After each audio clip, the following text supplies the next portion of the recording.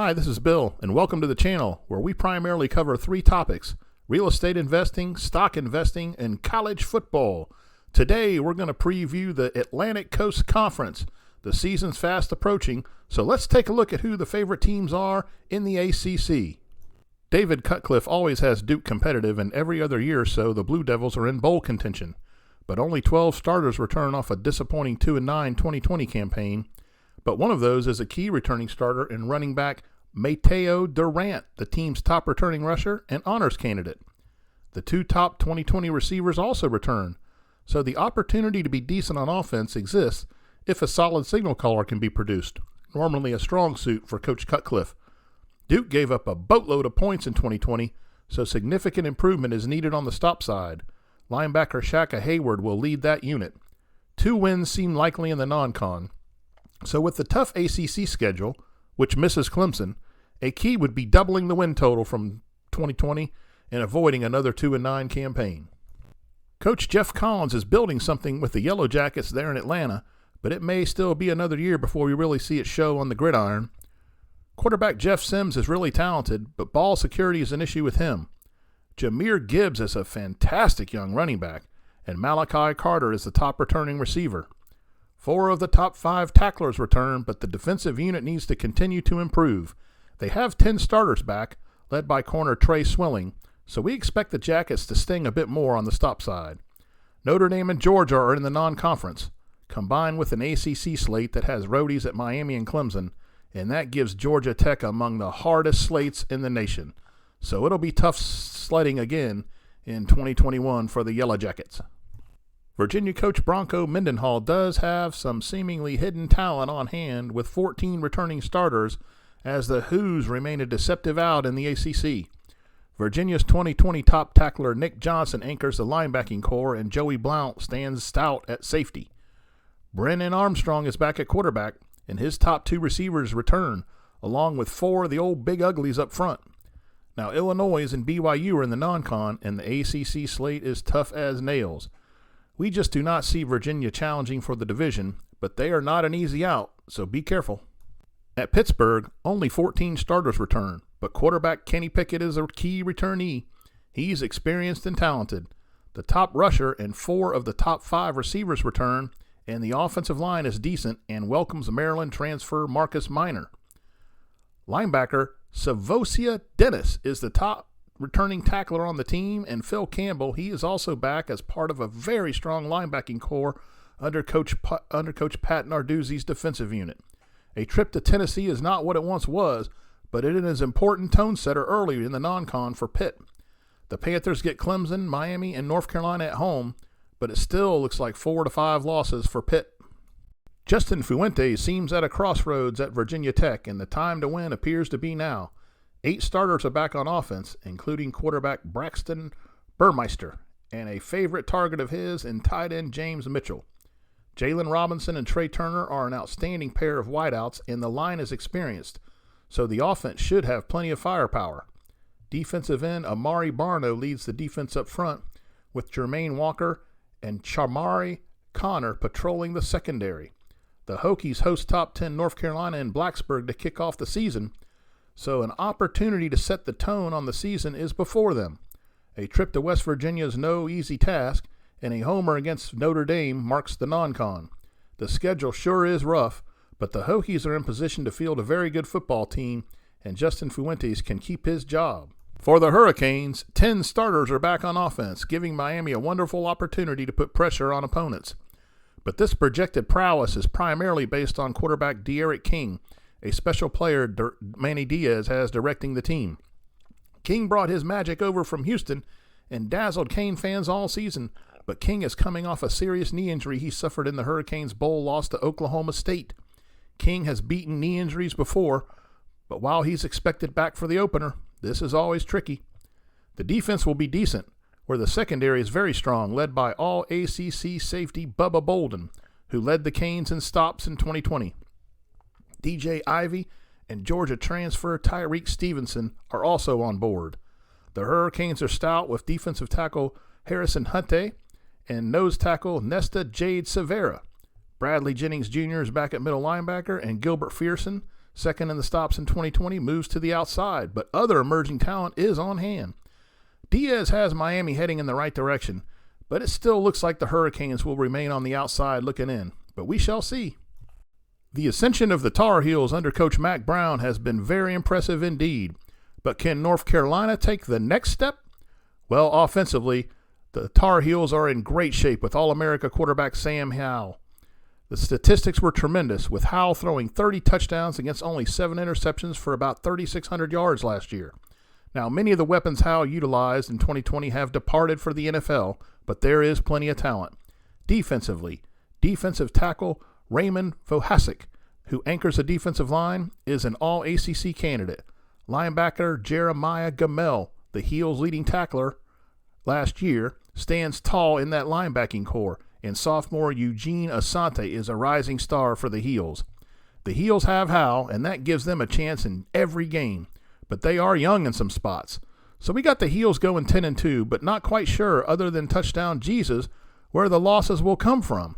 Carolina's favored to face Clemson in the ACC championship game, and that's going to be a tall order to be sure. Well, there's our review of the Coastal Division. Before we make our way over to the Atlantic Division, please consider liking and subscribing to our page. We'll have more college football news and videos throughout the year. We sure would appreciate having you.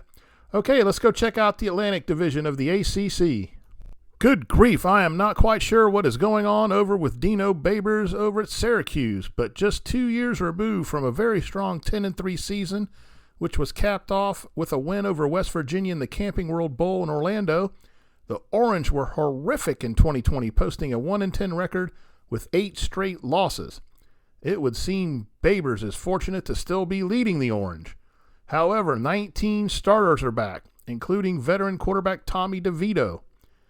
I have seen DeVito perform well in the past, but Mississippi State dual-threat transfer Garrett Schrader may beat him out. The backs, led by Sean Tucker, and the receivers, led by Taj Harris, are experienced, but the offensive line remains a liability. Perhaps Florida transfer Chris Bleach can help. The defense had some moments, but gave up 33 points per game. The unit is led by excellent sophomore linebacker Mikel Jones, who's an all-conference candidate. Listen, we like Babers. We're pulling for him, and while there's some talent, this still does look like another rebuilding season for the Orange, but hopefully they can comport themselves well and look like they're moving in the right direction. One might have thought Louisville might be farther along under Coach Scott Satterfield's regime, but here we are with 13 starters returning off of last year's 4-17. At quarterback, Malik Cunningham returns, but he's been erratic even though he did have a fairly decent year last fall. The top rusher and receiver from last year's team have departed, so there is work to do offensively. Defensively, the Cardinals had some moments, stifling Notre Dame and shutting out Syracuse, but this is not a top-notch unit they will field. Cornerback Keitrell Clark is a potential honors candidate, and the defense can work behind him. Ole Miss and UCF are in the non-con, and the ACC slate is tough, so a winning season in bowl would be great for Louisville. Wake Forest seems to be always underrated, but opposing teams should look out for this group in 2021. 20 starters return, including stellar pass-catching wideout and All-America candidate Jakari Roberson, who led the ACC in receiving yards per game in 2020. Sam Hartman is a decent signal caller, and Christian Beal-Smith is a very good running back. So offensively, Wake could be potent. Defensively, Miles Fox is stellar up front, and the secondary is experienced and emerging into a team strength. An early home win versus an improved Florida State team could spark a stellar season, but North Carolina and Clemson are significant road contests for the Demon Deacons, who will be pretty decent in 2021. Make no mistake about that. While most of the nation missed it, the job Jeff Hafley did as head coach surely got our attention last year for Boston College, and the Eagles could be primed to do some real damage in the ACC this fall. As it often is, it starts up front with BC, where 2 potential All-America players, Alec Lindstrom and Zion Johnson, reside. Another potential All-America player is wide receiver Zay Flowers. While BC breaks in a new tailback, an area of past success for them, It is noted that quarterback Phil Jurkovec, a tall future NFL player who had a 17 touchdown to 5 interception ratio last fall, is ready to firebomb secondaries. The 2 top 2020 tacklers are gone, but the rest of the top 10 tacklers return, and BC welcomes 4-star strong safety Jaden Lars Woodby from Florida State as a grad transfer. An interesting non-con game against Missouri awaits, but the schedule's pretty favorable. This is definitely a bowl team, which could be a real sleeper, so be warned about BC. The Seminoles are rebuilding in their second season under coach Mike Norvell, but while there are holes, there is also plenty of talent. Jordan Travis, who coaches say has improved his long and medium-range passing game to complement his stellar running skills, may be set to lead the offense. But FSU brought in Mackenzie Milton from UCF, and if Milton can perform at a level similar to what he showed us prior to his horrific injury he suffered at UCF, then Florida State has a chance to really surprise to the upside. Young backs and receivers show plenty of promise, and the line is improved. On defense, edge rusher Jermaine Johnson, who transferred in from Georgia, gives the Seminoles a potential all-conference player in harassing the quarterback, an area that is sorely needed to protect a strong secondary led by cornerback Travis Jay. The schedule is brutal, and FSU will have to do everything right to win 9, but Mackenzie Milton might just be the difference maker. At NC State, the Wolfpack appeared on the verge of taking a step backwards in 2019 during a 4-8 campaign, but they righted the ship in 2020, going 8-4, and setting themselves up for a really strong campaign in 2021. Devin Leary returns at injury after quarterback, joined by top rusher and honors candidates Donovan Knight and receiver Emike Imize. The line is also pretty good. On the stop side, the unit is led by stellar linebacking core, honors candidates Peyton Wilson and Isaiah Moore. NC State could serve notice this fall with a convincing win at Mississippi State in Week 2. The schedule is tough but favorable, with North Carolina and Clemson at home and Miami on the road. NC State also faces FSU on the road, but in a sandwich game for the Noles. NC State is very dangerous, and this group of Wolfpack could win 10 games. Clemson loses big offensive production in quarterback Trevor Lawrence and running back Travis Etienne, but the Tigers are in the reload phase. 5-star quarterback DJ Uiagalelei, who welcomes the challenge to replace Lawrence, played well in a pair of starts, including a road loss to Notre Dame last year. At receiver, Justin Ross is back, and he is spectacular, a bona fide All-America candidate, joining Joseph Nada, who's also an honors candidate. On the stop side, Clemson will be stout. Defensive end Xavier Thomas, the junior, pretty much sat out 2020, but he has big play potential. Defensive end Miles Murphy terrorized opposing offenses a year ago, making big plays, including quarterback hurries and tackles for loss.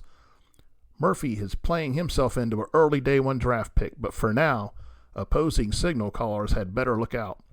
Sensational tackle end Brian Brees, the top player coming out of high school a year ago who looks NFL ready today, is the man. Good heavens, the Tigers' bite up front looks unrivaled at the collegiate level. All-America linebacker James Skowski is also back, and he wreaks havoc, playing faster with a wider range and making plays for a 240-pound guy. On the weak side, Balin Spector, the Tigers' leading returning tackler, is an all-ACC player in his own right. The season opener border war against a veteran Georgia team is vitally important.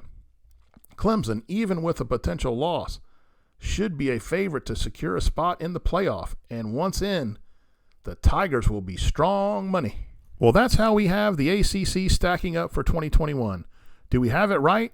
We would sure like to hear your opinion, so drop us a couple comments. Well, folks, thank you very much for watching. We certainly appreciate it. Hope to see you again. That's the ACC for 2021. Thanks very much, and we'll see you next time.